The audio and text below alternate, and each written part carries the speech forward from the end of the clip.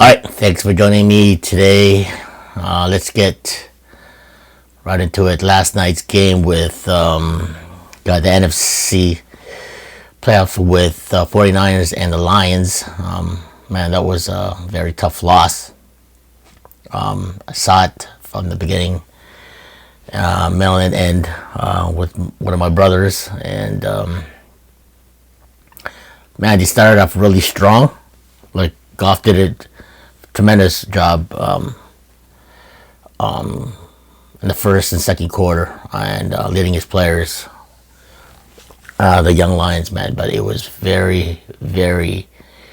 I really thought they were gonna win.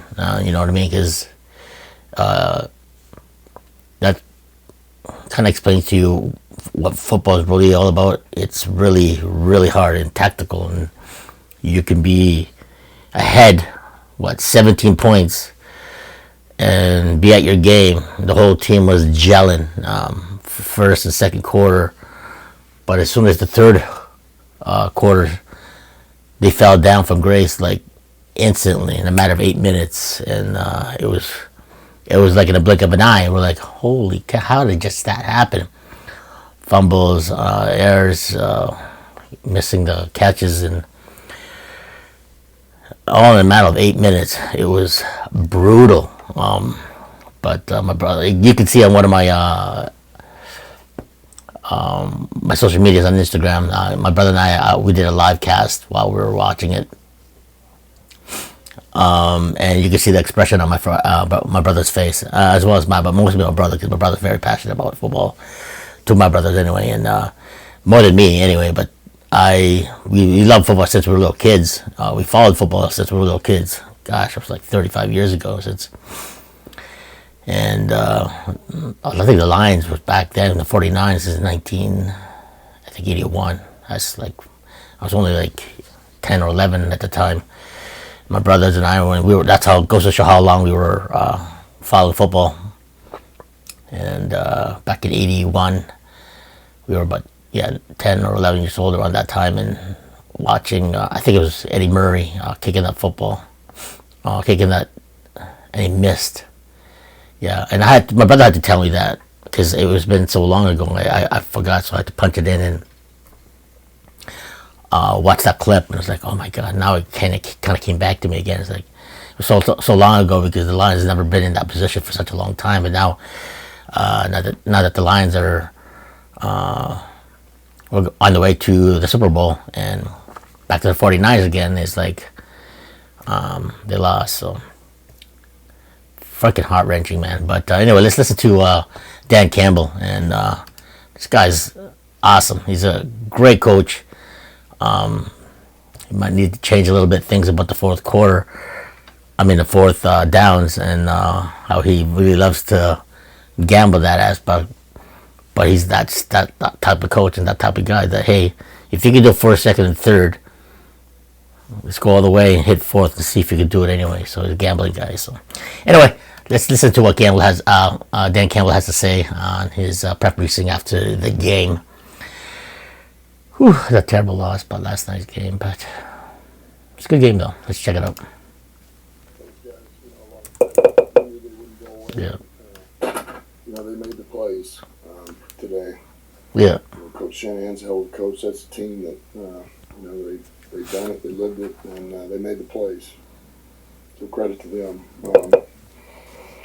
I'm really proud of all these guys. I mean, and he's pretty down right now. He looks pretty bad. He's man. It's hard. He did a great job though. You feel like you get your heart ripped out. So, yeah. So. But I'm proud of that's a passionate coach right there. I'll go anywhere with that group. Yeah, it's a good coach. I wish you could keep it all together, but that's not the reality. So, like his fucking hat though. But anyway. We did some really good things, but today we didn't do enough, and yeah. And it's tough. It's questions. Yeah. Dan, you had 2 fourth down decisions that were critical in the second half, and neither one was. That were what? 2 fourth down decisions that were critical in the second half. Neither one was converted. Particularly the second one. Why not take a field goal there and maybe stem the bleeding a little bit? Yeah, I just felt really good about us converting. And, getting our momentum and not letting them play long ball. You know, they were bleeding the clock out. That's what they do. And I wanted to get the upper hand back. You know, and it's easy hindsight, and I get it. You know, I get that, but I don't regret those decisions.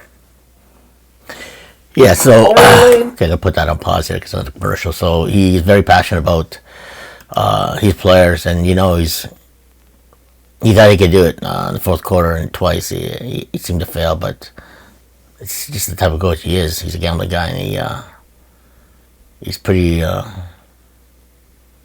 feels pretty shitty right at the moment. But you know, this is what I has to say here. So I don't know, would have, could have, should have. Maybe I should have. I don't know. Okay. At least one out of two. But you know, it's hard because yeah. you know we didn't come through. We wasn't able to work out. But I don't. And I understand the scrutiny I'll get. That's part of the gig, man. But you know, we just didn't work out.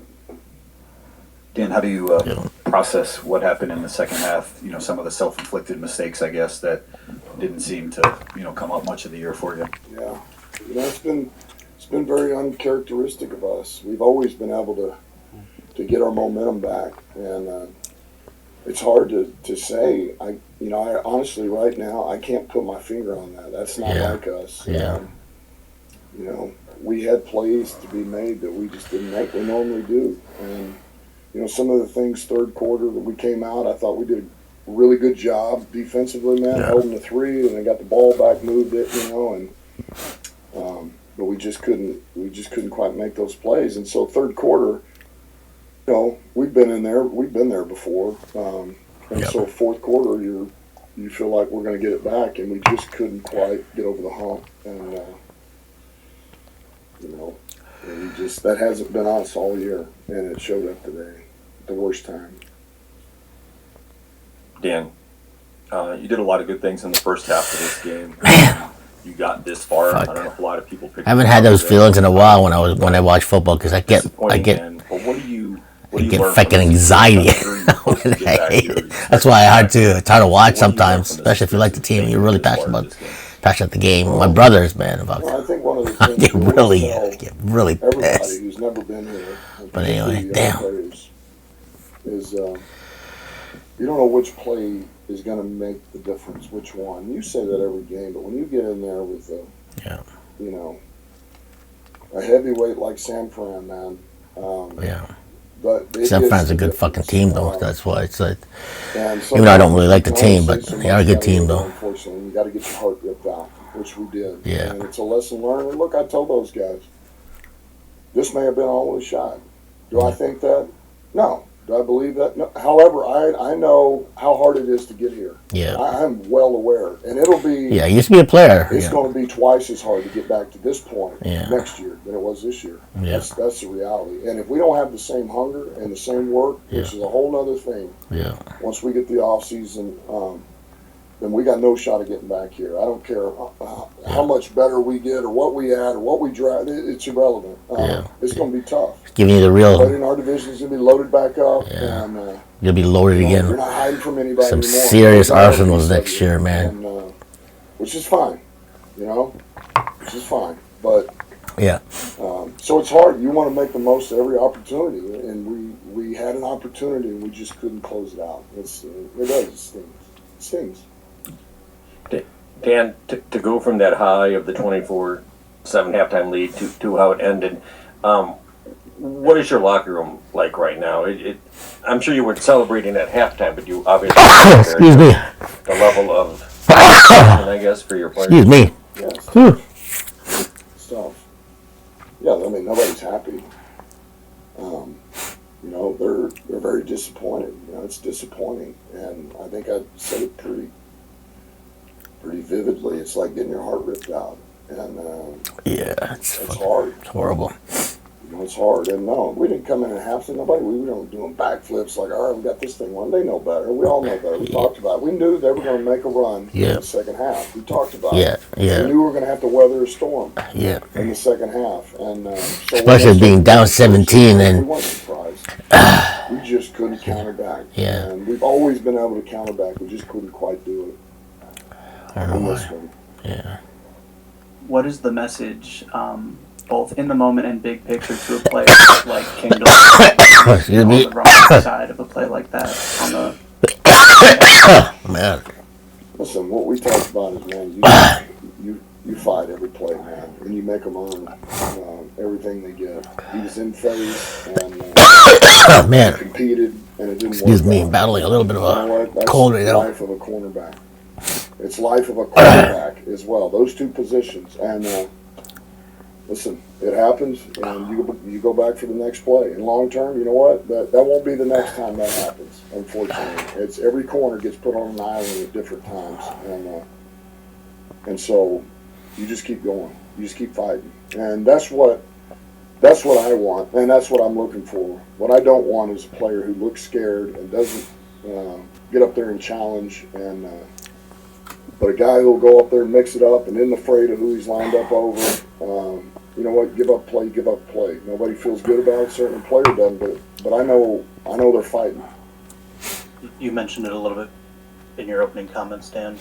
There's a lot of emotions at the end of a game, but particularly at the end of the season. Can you just expand a little bit more on just knowing that the locker room, your coaching staff might look, quite a bit different, I guess the challenge of the finality of that? I mean, it's hard. Everything that I'm a firm believer in. Everything's got to be right. Yeah. And everybody just thinks that it's just talent or it's just coachability. And the more talent you get, and the better coaches or the more well known, then you're just automatically going to be good. And that's not the truth at all. It's not. Does it help? Yeah, it helps as long as they are compatible and there is a chemistry and there is teamwork and there's an unselfishness and you leave the egos at home, and that's hard. It's hard to do that, and so you set it up. Well, now it's just going to look different, and it's got to be right again. Yeah. It's got to be right. Some of the players, potentially some of the coaches. Man, we've got to start over, and we got to find the right mix, the right balance, and it's got to be right. Because otherwise, you don't. I'm a firm believer. You don't have a chance if it's not. You'll become average quickly. It's probably too early in the the moment right after a game like this. But at what point do you think, if at all, you'll be able to appreciate what you guys accomplished this season, getting here, the amount of success you had leading up to tonight? It's tough. And I've said that word a lot tonight. Yeah. And I hate it. I should not. You're asking me right now, and I feel like we're no different than anybody else. And that's what, unless you're the Super Bowl winner, that's what this feels like. It's hard. Yeah. And we did accomplish a lot, but there's just, there's a piece of me that I just feel like we're, a little bit like everybody else who didn't make it, and everybody else who lost, unless you're San Francisco, and who won the other one? I don't even know. KC. Yeah, you've got a pretty bad taste in your mouth. And it's what's great about this sport, what's great about the game, it's what's great about the tournament, and it's also what just crushes you. Dan, coming out halftime, you get the Ayuk catch and the fumble. That like a double gut punch you could never see coming. No, I mean, look, we knew they were going to make a play. I mean, you'd like to believe that it's not going to be that, but, I don't. We knew they were going to make some plays. It was just a matter of time, and I don't care how good you're playing. Ayuk's a good player, and Purdy does a good job of giving those guys a chance to make plays. Kittle's a good player. Debo's a good player. So at some point, you knew something was going to happen. You got to be able to answer back, and you got to be able to contain it, and we weren't able to do that. And you mentioned the heavyweights like San Francisco, you referred to them, but do you think in the second half, the fact that they have been there before, they played there before, and your team as a team, even though you had some guys who've been there before, as a team had not, did that start to come into play, especially when things start swirling around and going against you? Well, it's hard to, I can't dispute that, but it's hard for me to believe that because we've been in really big games all year. And I know it's not the NFC Championship game, but we've been in 2 critical playoff games. We've been in plenty of primetime games, big-time opponents, where we've been able to, we're always able to get the momentum back, and we couldn't do it today, and that's what. So I don't want to believe that, but the same token is there, and we just didn't quite make those plays. Yeah, so that was Dan Campbell, man. He's pretty emotional. We're all pretty emotional too. It was like Lions. The stadium, there was like people actually. I think the crowd was there, and we've seen some clips, and it was like a packed house.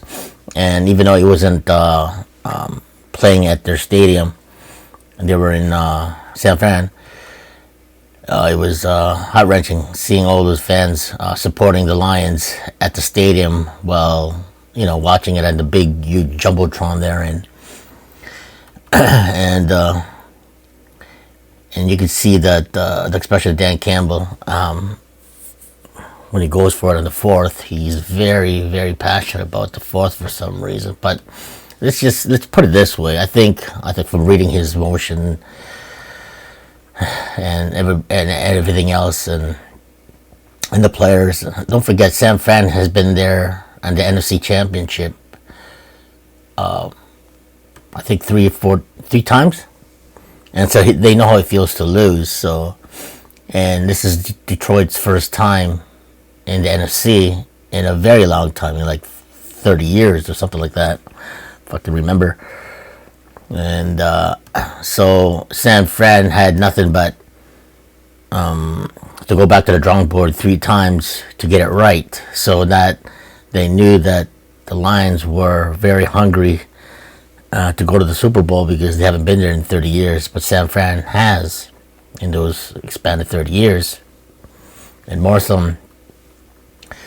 And Dan Campbell has been there. He used to be an NFL player as well too, so he knows the feel and the hunger as well. So put that together in their gameplay as a San Fran, when they strategize, so they know how it feels to be under pressure and for losing, from being behind 17 points in the first and second quarter.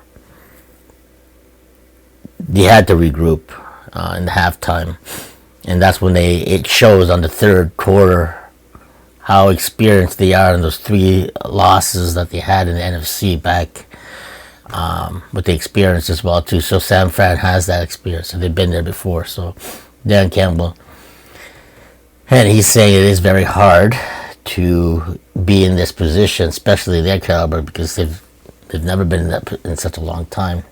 I think the last time we were only, like I said, I think my brothers and I, we were only like 10 or 11 at the time, and that was a long time ago.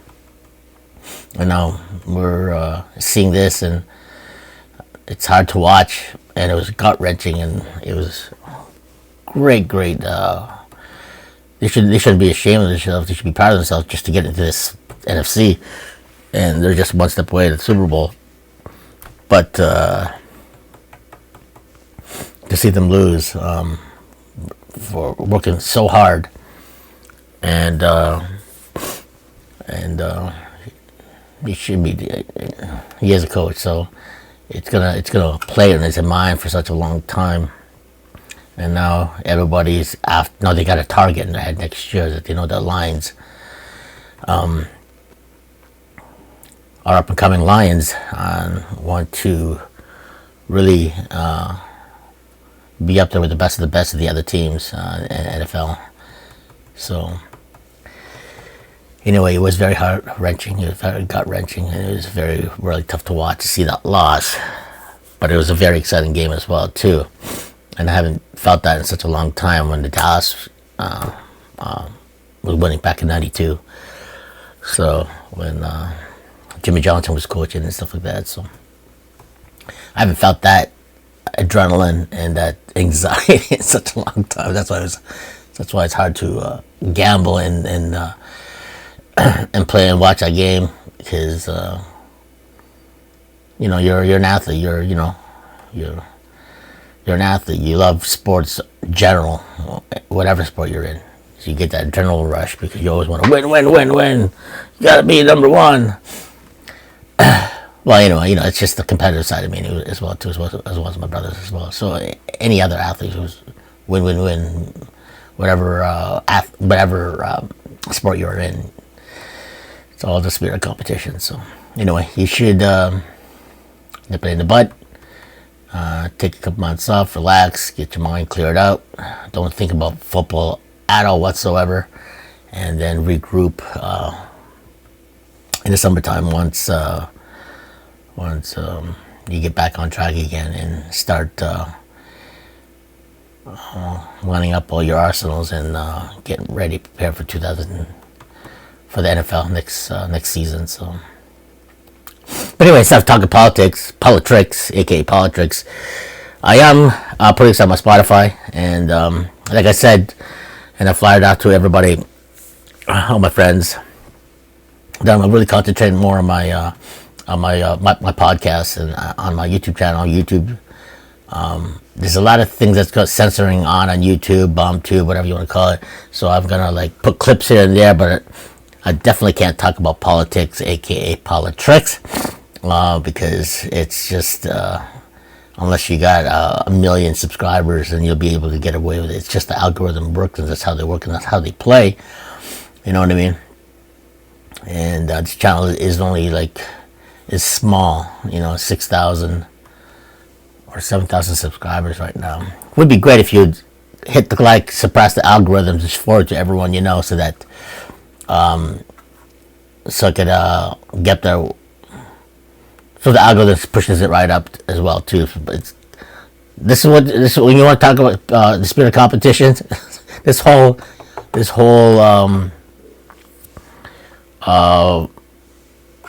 digital age of Facebook, Instagram, and YouTube. This is a competition itself. How to get up there with the best of the best, but anyway, it's just the way how it works and they operate. Money talks, and bullshit talks. Money talks and bullshit walks. That's how it works. So yeah. So tough loss for Detroit, our border town, Motor City from Canada, Windsor, Ontario, and it's tough to watch that game. So I'm putting this on my social media. So don't forget to check me out on my Instagram, LAEntTVPodcastVlog, as well as on my YouTube channel, LAEntTVPodcastVlog, and my Spotify. I'm putting 110% on all my social media platforms and concentrate more on my podcast. And I will take down the unnecessary things so I won't get censored. And on this platform, on BombTube. So anyway, thanks for watching me today on Dan Campbell and the Lions' terrible loss last night's game. And there's going to be a lot more goodies to come on this channel, so be sure to hear me out. I will keep everybody informed while I keep pumping more content out there. And thanks for sending me more content out there. All my friends have sent me all these videos as well too. So about arresting Fauci, and I just got this sent to me today actually about there's a big rally in Vancouver for one of my good friends who sent it to me. So I can't play it.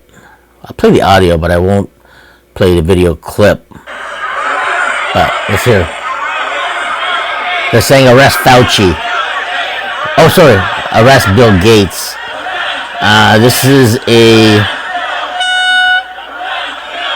is a Vancouver. Okay, so it's crazy. Yeah, it's on TikTok. So one of my friends sent it to me. So yeah. We're gonna need you guys to do your job at some point. Oh man, at some point, brutal. you're gonna have to go home to your kids. Yeah. You're gonna want to do your job. Maybe do a little bit of research. Hey, do you guys know about the World Health Council? Wow. The world treaty that they want to create and sign Canada on for the next pandemic? Do you guys even know about that? Yeah. Maybe Google it when you get home. Google it when you get home. Yeah. Do a little bit of investigation. Yeah. I thought that's what cops do. They do investigations. Wow. They research things. Yeah. You guys are gonna have to start doing your jobs at some point. All right, so that was a good friend of mine who sent me that clip. Apparently, there was a big rally going on in Vancouver at Jack Pool Plaza in front of the Vancouver. I don't know, somewhere around that area in Vancouver, because beautiful place. And so they're chanting arrest Bill Gates. So, like I said in this channel, I cannot put too much content when it comes to politics, because of all the censorship that's going on. We're not living in a free country anymore, especially Canada. I don't know what's going on. We are a mess, and there's only things that you can see and get away with, and you definitely can't, because we got definitely somebody moving the chess pieces, and it's not. Ever watch The Wizard of Oz? Who's behind the curtain? Yes, somebody's behind the curtain, puppeteering the puppet masters puppeteering all their minions, and so it's not looking too good for us. But keep sending to me. If I like it, I'm gonna post it on this. But I will put this on my Instagram as well as my Spotify. Be sure to check out my Spotify, and I'll have a content of that maybe once or twice a week, or 3 times a month, or something like that, depending on my time frame. But this will be on my my BombTube and YouTube as well too. So don't forget, I'm gonna push out more content about what's going on the daily my past when it comes to the whole dancing strip clubs, the party scenes back in the day when I used to. The DJ scenes, the party scenes, the strip club scenes, the sex, drugs, and rock and roll. So no holds barred with this channel, but it's going to be in a lighter taste. Don't forget, I am a filmmaker as well too, and a DJ and a producer. So there's a lot of things that's going to be entailed with this film, and there's documentaries as well. That's hopefully coming up, but it boils down to the mighty dollar. So, but we'll see what happens. All I got to say is that stay tuned. This is going to be a great year, and it's going to be a scary year. Don't forget, 2024 it's the final year. It's the last year. It's the awakening year. It's the freedom year. It is a very crucial time to everybody, all the patriots on the road, to band up together, be strong, don't be afraid, because there is sunshine over the rainbow, but the rainbow has a lot of evil, sinister things, because you know what the rainbow stands for. It was supposed to be good, and in biblical terms, Moses, God said, gave us the rainbow, they will never flood again, and that rainbow is using it for evil, sinister ways. You don't know what's going on with that anyway, so give us back the rainbow, God says. But anyway, thanks for watching me today. Don't forget, I'll have more videos, commentary coming very shortly. My films, music, documentaries will come out sometime in this year, and more to come. Bye for now. God bless. Godspeed there, ladies and gentlemen. I'll have more content very soon. Don't forget to check out on my Spotify, Instagram, YouTube, BombTube, TikTok, and all those beautiful platforms. Well, censorship is very it's here, and we want our freedom back. So all of us got to stand up together and band up together. You can't destroy an army when there's only a minute people, so we can still win this. All right, guys. Bye for now. God bless. Godspeed, and we'll see you in the next video. All right, thanks for joining me, ladies and gentlemen, and part 2 Let me get settled up in here. Make sure I get amped up. I'm doing 5 things it's doing at the same time. I'm a one-man band. But anyway, last night's game, I just finished up one of the... I'll mesh this together with my... with Dan Campbell and of the NFC Championship with Lions versus 49ers last night. Now I'm just listening to what Jared Goff has to say. Last night's game. Another very, very tough loss with the 49ers last night. But let's listen to what Jared Goff has to say. All right.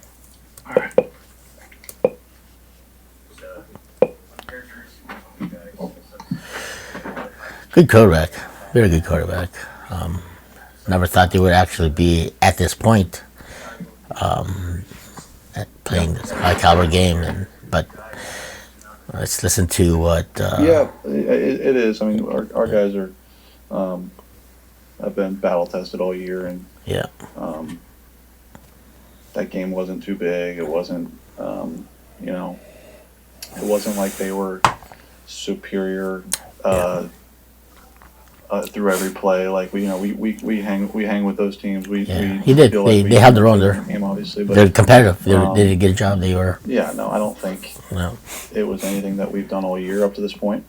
Being able to, not do what we want on offense in the second half, and ultimately lose the game for a variety of reasons. But yeah, you tip your cap to San Francisco, and they played well in the second half.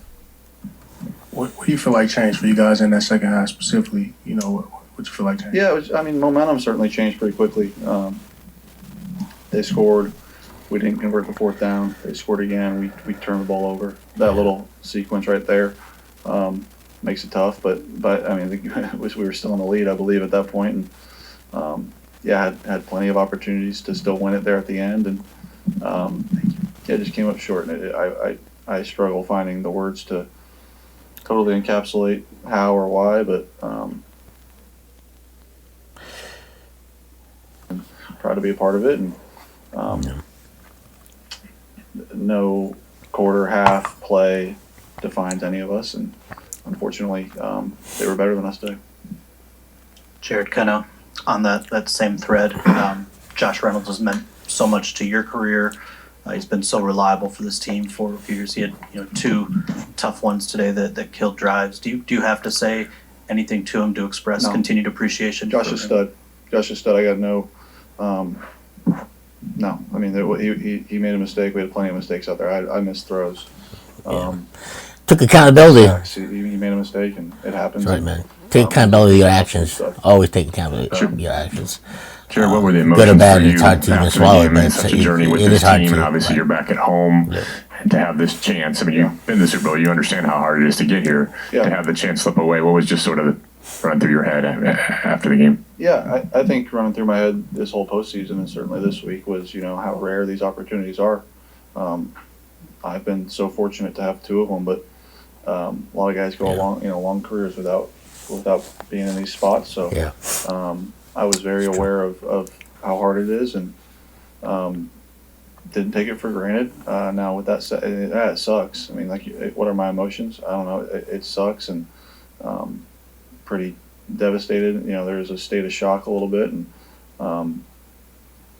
I just again, I'm proud to be a part of this team, and it's hard to be. Yeah. It's hard to juggle those 2 emotions of being proud of what we've done this year and dealing with the heartache of the loss.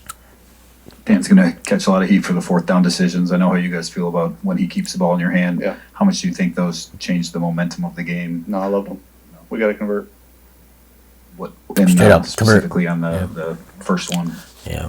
Was that throw off? Was that a drop? How do you view the 4th and 2? Which one? Josh Reynolds, the pass to Josh. Yeah, we didn't connect. Straight up, yeah. I'll throw a better ball next time. State Campbell. The emotions are so high right now, and I It's good that Jared says that. Yeah. He knows if it's his mistake. It's like you go into an offseason, pressure, man. do it all over again. Man, it's such a high caliber game here. There's so much pressure. I wouldn't be able to handle that kind of pressure. But you're trained to do that. You're an athlete. You get paid millions of money, and you're mentally reset and get ready to charge again. I don't know. I'll give you a better answer later in the week. I have no idea. Yeah. Jared, you had so many young guys, this season, from Laporta to Gibbs to, J-Mo, so many young guys. Just how much do you look forward to, them having this experience? I know it's tough right now, but just what they can take from a season like this, take from these type of games, those guys in the future, this young nucleus going forward. Yeah, those guys are extremely valuable to our team and played well all year. And these experiences are great for everybody. They're great for me as an 8-year vet. So certainly be great for young guys. And, those two guys have been instrumental for us. Two things. First, the exchange before the Gibbs fumble just looked maybe a little off. What happened on that exchange? Yeah, it was just a little off. And then second, I asked Dan this, but it's too soon, I'm sure, in the moment to do it. But how long do you think it'll take you to appreciate all that you guys have accomplished this season, the wins, the success, everything up? It'll take a while. I don't know. And again, I'd probably give you a better answer later in the week, but I don't know. It's hard. Like I mentioned, you juggling a handful of emotions, and knowing that getting this far is an accomplishment, but losing this game is devastating, and it doesn't feel good. And you walk off the field, you see them celebrating, and knowing the plays to be had out there for us that weren't made, and you think, it should be us, celebrating this win. And so it's hard. That's hard. I don't know how to best answer that, but it is hard to juggle both of them. And like I said earlier, at the beginning of this, I think, they're a great team, and so are we. And sure. They beat us today, but we've got a lot of great pieces in there, and expect to continue to be playing winning football for quite some time. Very professional. Very. He said that very, very eloquently. Jared, as very solid as the first half was, couldn't ask for much more. Very good. Did you think if you could get one more in the third quarter, you might have them? Yeah, man. Yeah, I think that little swing that we talked about. If you had maybe another 5-10 minutes, the other way, they would have got it. But it would have been a different game. Now, again, they're a damn good team, and we're gonna fight. They were gonna fight back regardless. But we didn't make enough plays in that second half to capitalize on the lead we had got in the first half. Jared, I think some people like to look at the fourth down decisions as analytics. Fans maybe look at it as trying to stem momentum. As a player, how do you factor it? Love it. What's it like playing for a coach that always wants to put it? Love it. We should convert.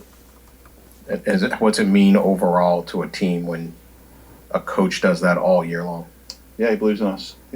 And I don't know what the numbers are, but we had a lot of big time conversions this year that changed games, and I don't know what we were today. I don't know I know we had the two we didn't convert. I don't know if we had any others we did, but it can change a game if you convert them, and we didn't, and that's part of the reason why we lost.